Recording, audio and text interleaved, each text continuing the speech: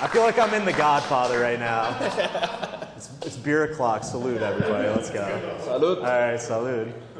All right, I think this might be the first serious conversation we've ever had. Yeah. We're used to just being in the lab late, just making fun of each other's nationality. Yeah. So let's see how long we can keep this streak of not doing that alive. And apparently we cannot use swear words, right? Yeah, I guess not. Yeah. Probably you should get them in context on why we know each other. So, all right, guys, I'm honored to be here. I'm a fill-in for Topher Scott, Brainiac from Austin, Texas. Let's give it up for Carlos Chida here. This guy is a true renaissance man. Thank you.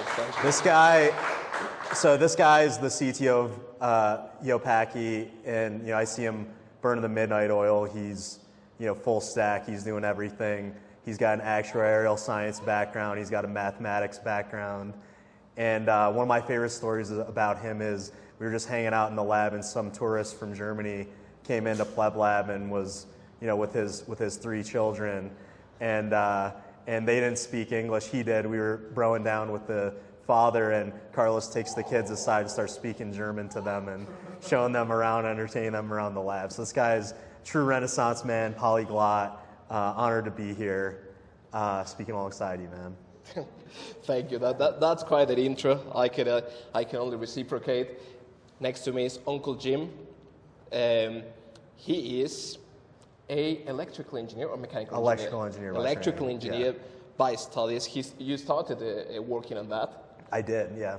And he is, after Eric Kaysen, I think the most based guy that I've ever met. All right, I'll take that. I don't know if I can live up to that, but I'll take it. You're going up. You're going up. Okay, yeah, my stock is rising. Yeah, but that guy already has a book, right? Yeah. You need to step it up. I need to write a book. Some people call it a manifesto. I feel like if you're based enough, it's a manifesto. It's not a book, but anyway. Yeah, something like that. Fantastic. And for those that just enter into the stream, Jim is the CEO of Cascader. He's revolutionizing access to AI via Lightning so that we don't have to sell our souls to any of those AI providers. Because AI is really appealing for lots of tasks. But as Jim has already said before, it's just a nightmare. Imagine asking something that goes borderline personal to a computer, right? That computer can actually be scanned by someone else. The logs are there. And they know if you're asking about diabetes, if you're asking about a certain disease that you may inherit, so on and so forth. He's really 100% privacy focused, and I really admire that from you, mate. Yeah, thanks. I mean, for me, just thinking about Google search is like a nightmare for privacy. So now take that to another level where all of the algorithm isn't written by a human, it's written by an AI that's designed to surveil you, all these little details that aren't necessarily picked up by a human and can be picked up. So, as someone that's very focused on privacy, I've had some life experiences, some people in my life that have been burned by lack of privacy. That's very important to me, and that's something that's core to our mission at Cascader is making sure that's private. Tell me something about it, because I have the bits and pieces, but not straight up. How, from electrical engineer, you got onto Bitcoin, onto software development? Yeah, so for me, I started with electrical engineering. I had a penchant in high school for physics. My father is a prolific engineer. I'll struggle to fill his shoes, but brilliant guy, and got me interested in physics early. Found I had a knack for it, and decided to go into electrical engineering. Went through school, studied electrical engineering and Chinese. You're not the only language aficionado here. Which ironically played a role. The talk I just gave on computational linguistics was relevant. I took courses on that. Noam Chomsky isn't just a leftist. He's also like a pioneer in computational linguistics. So I took courses based on his books, and that's actually come full circle. It's like the Steve Jobs quote where he says, "You never know." He took a course on calligraphy. And that happened to inform the beautiful type fonts that he put in Apple. I feel much of the same way in a lot of ways. So I feel that you and I are similar, that we pursue different intellectual pursuits, and that informs the way we build now. But I started in electrical engineering. I started getting into embedded systems, which is sort of like a hybrid between electrical engineering, and it incorporates physics,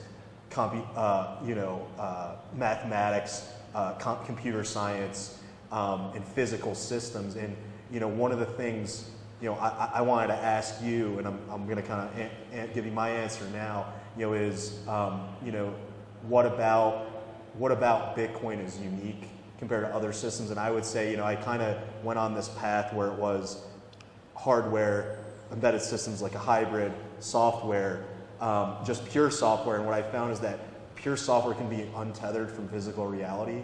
There's a lot of do-overs. Oh, we'll just patch it in production. Oh, we'll do whatever. When you're dealing with people's money, when you're dealing with physical systems, when you're sending somebody to the moon, when you're designing a lithium-ion battery that can blow up in somebody's pocket, as we've seen across the world, there's physical consequences. The same goes for Bitcoin. Because we have proof of work, because we have the physics backing the money, there's physical consequences, and so there's much more rigor in the Bitcoin space. And I think that's what really drew me in is, I got pulled into the poo-poo coin space, the crypto space, and then I saw the difference in seriousness from Bitcoin that's imposed by that physical reality, as Michael Saylor discusses, and that's what really resonated with me.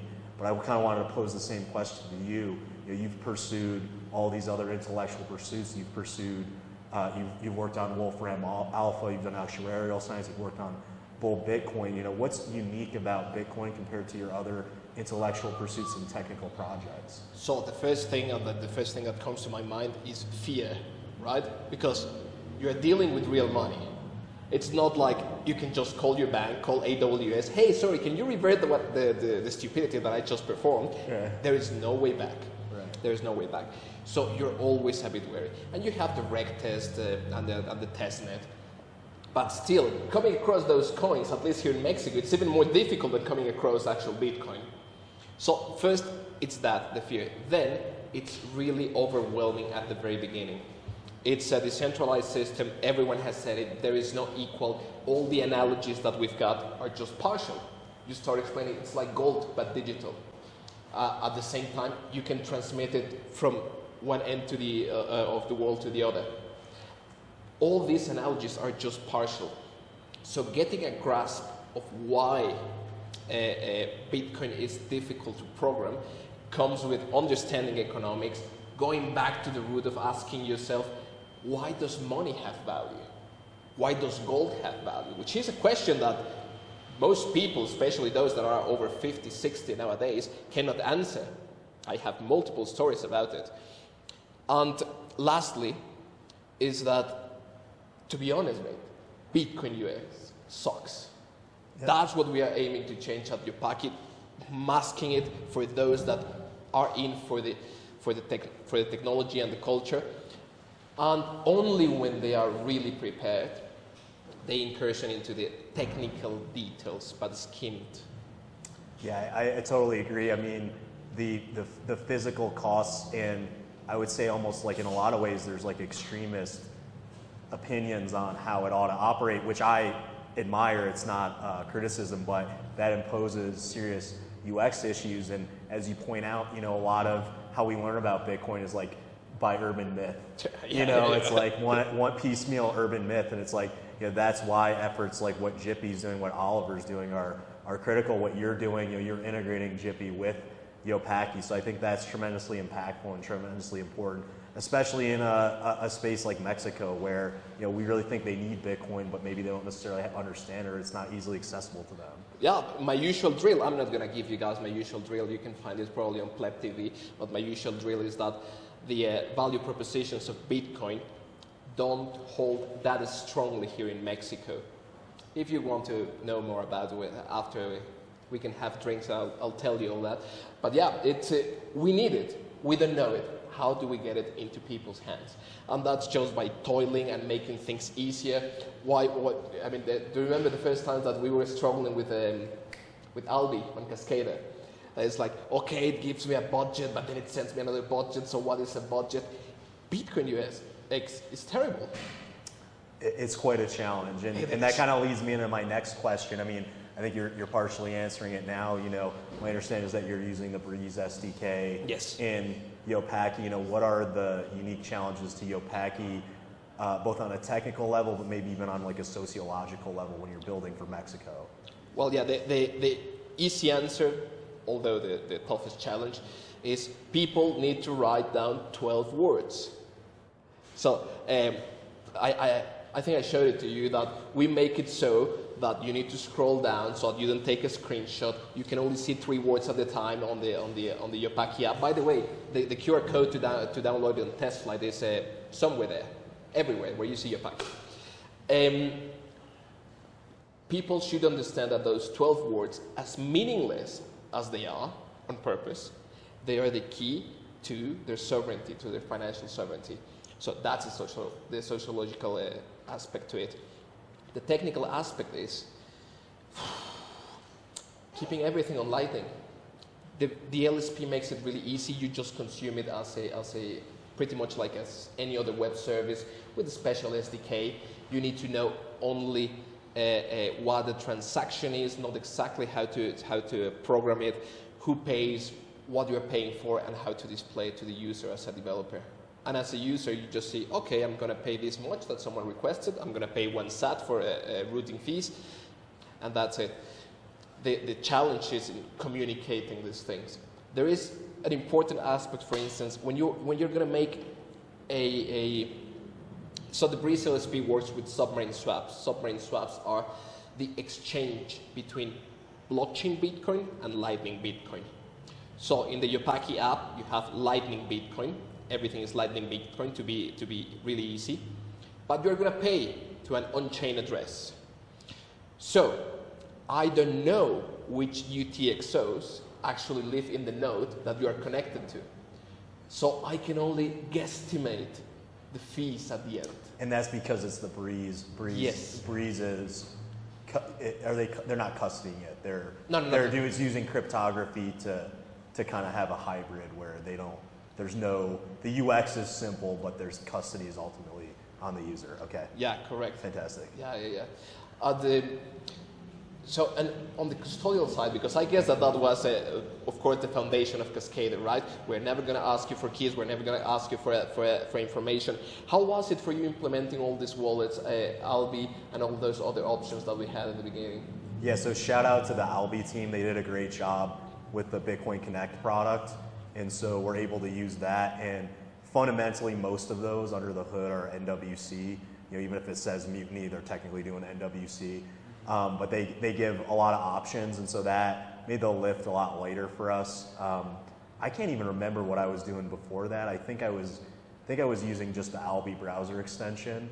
But Bitcoin Connect makes it a lot easier to where you can provide, just provide your NWC string with your budget, and that's a great trade-off with UX. Using a warm wallet with a budget. Fantastic UX. We've had rave reviews on that, so that's been super helpful. Do you still see your background of an electrical engineer, not just foundational, but do you see it coming every now and then when you're coding? Yeah, I mean, so my dad is, my dad's a mechanical engineer, but he would work on power plants. He's a thermodynamics expert. He knows a lot about optics. He knows a lot about control systems. And so growing up, he would just say, that's not my job, isn't in your vocabulary. So I've always kind of had that initiative, that drive to, the buck stops with you, and you're an entrepreneur, you got to figure it out. And so the electrical engineering background has provided an invaluable foundation for me to understand things like the matrix algebra. I was going over, in my talk is stuff that I learned for mapping physical systems, right? And now it's just applied to a new thing, but it's kind of, it's the Miyamoto Musashi quote, know the way broadly and you'll see it in all things. I think it all comes back to first principles, and I think that is our strength at Cascada. Luke and I, my co-founder, we have a strong understanding of first principles, and we can apply that rigorously. We're both former combat athletes. I think that type of energy helps. And we're just ruthlessly efficient and aggressive and just pushing forward, always pushing forward. And making our values, our liberty number one, and making money, making wealth for the world. Yeah, absolutely. Not to change the topic, but I see some people that may not be technically in the audience. The state of developing in Bitcoin or for Bitcoin nowadays has dramatically changed in the last 2 years. The Lightning Service Protocol, Liquid is becoming much more adopted. Lightning Development Kit, Bitcoin Development Kit, all these things allow you to consume Bitcoin, the blockchain, almost as a web service, just like a regular API call for all those developers that want to incursion into Bitcoin but are feeling the same fear that I felt 4 or 5 years ago. It's much easier now. And with 1,000 sats, which is what, 50 cents of US dollar, you can already start playing around. So don't be afraid. You may lose that money, you may not lose it, but you will gain some the skill of the future. It's programming and sovereign money. Fantastic. So I want to change gears a little bit here. We got Francisco sitting in the front row. So I want to, as a nerd, I want to kind of do you a solid and get you to pitch me on maybe an experimental feature that Francisco doesn't want you to build yet, but a cool new toy that you want to play with. Tell me about the cool new experimental features you're thinking about with Yopaki. I've been toying around with the idea of having the proper LN URL experience, the LN URL auth. Right now, I use Phoenix to enter to Stacker News, but Phoenix says nothing about my account in Stacker News, right? So I want at some point to have your some sort of account manager in the Yopaki app that says you logged in to Stacker News here, or because you typed it down yourself because it's anonymous, but still you typed it down. Because I believe that it's part of the UX nightmare, and I want to soften that. But of course, I know what Francisco is going to say. Being a founder myself, it brings no value to our business. All right, Francisco, at the moment. putting you on the spot. We're putting this on the roadmap. Q3 2025. Let's go. Let him play. Let him play around. All right. Yeah. And in Cascada, you've come. How many modules do we have now in Cascada? I kind of lost count. It's 20 something. It's whatever it takes to get the job done at the end of the day. But we make everything modular, so it's reusable and highly flexible.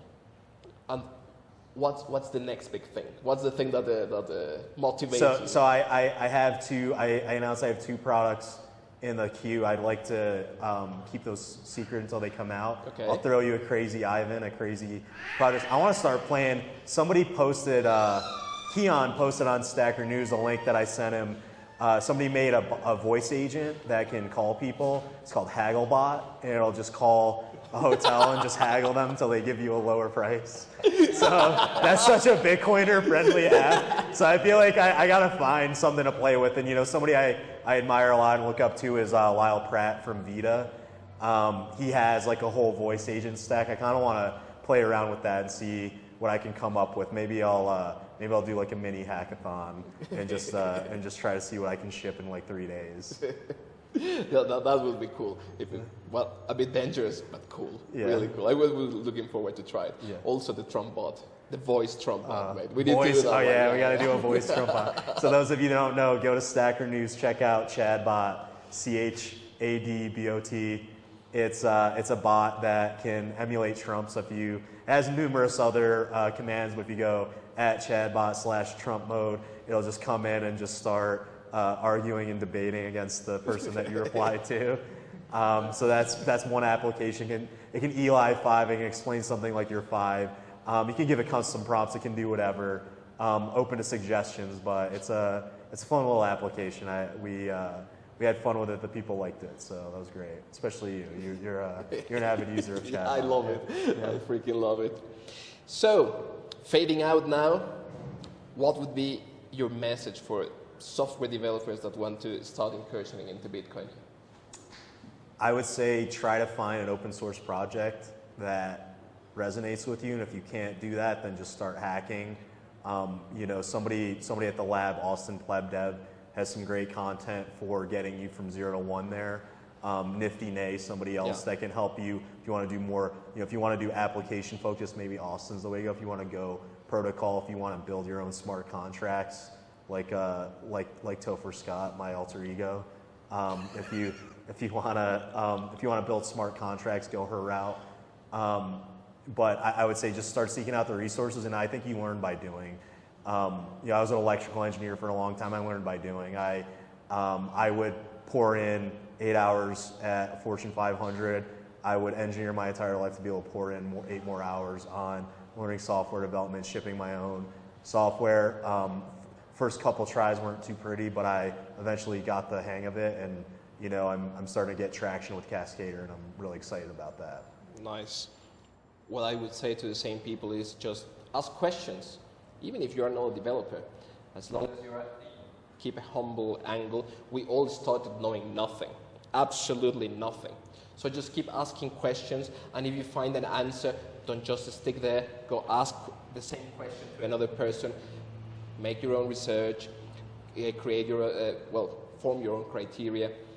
But as tough as we, especially toxic maximalists, may seem on Twitter, I mean, we're approachable. It's just the poo-poo coiners that we dislike heavily. All right, how much do we have time left? Or all right, one last question. Who is a historical figure that you admire a lot? And I know that he's a man of culture, so he's going to hit me with a good answer. I have one if you don't. Guess mine. Dostoevsky. No. No? All right, I was primed by the Dostoevsky room over here. I don't know. I expect to do very well here on Earth, so that when I go to heaven, I can get an hour-long conversation with John von Neumann. Okay, Freaking von genius. Neumann, okay. Freaking genius. I mean, this is John von Neumann's world, and we're just living in it. Yeah, exactly. And, I was having a conversation with a Bitcoiner the other night. We were at the rooftop, had a couple of drinks, and we were just talking about how, there's so much path dependence in technology. And when I say we're living in his world, literally, he was like 5 standard deviations out on the bell curve, and he just put us on the path we're on now. And I think about past civilizations. I think that history is cyclical, and there were past civilizations that had totally different tech stacks. In some ways, they were more primitive. In some ways, they were possibly even better. We have no idea how the Egyptians made the pyramids, right? And I just think about the fact that they had a von Neumann probably that just put them on another path that was just incredible. And just as a technologist, as like a curious person, I want to know what that is, but we'll probably never know. For those that don't know, John von Neumann was a polymath. He could do everything related to maths, physics, even economics. He co-created a game theory with Morgenstern. And every single computer that you can name, that one, all your phones, all your tablets, the computers in your cars, all of them are based in what we call the von Neumann architecture. Alan Turing is the father of computer science, but the guy that translated it to physical means was John von Neumann, and he's out of this world. Whom would you like to have a conversation with? So somebody I admire a lot, his name is Oliver Heaviside, so he's not super well known. If you know what a step function is, the other name for that is the Heaviside function. So he's exceptional to me because not only was he brilliant, but he was a ruthless practitioner, and that's something I admire a lot. We would not understand transmission line physics without him. Yeah. He figured out how to actually transmit telegraph across the English Channel and across the ocean. And he was lowborn. He was rejected by his peers. He was not allowed into the Academy of Science. He was a pleb, and he found a way. And he essentially figured out we got to put inductance in these lines because there's all this current leaking into the ocean. It's not the same as running it over land. And once we understood that revolutionized everything. You could even argue it gave us the fiat system because now we can transmit money over the ocean, right? Yeah. But it was tremendously impactful, and he's somebody that was very determined. And I don't even think he got recognition in his lifetime, but his legacy lives on. We have the damn Heaviside function named after him, and we have the telegrapher's equations. We have he rewrote Maxwell's equations. He changed the way we understand that. In discrete time. And he's a pleb. He's just a pleb that found a way. Toiled and toiled So, and toiled. so if you're a right way. pleb listening, find a way. Take your talents and make the most of them. That's an awesome sentence to finish with. If you're a pleb, find a way. All right. Anything else? That's it. Thank you.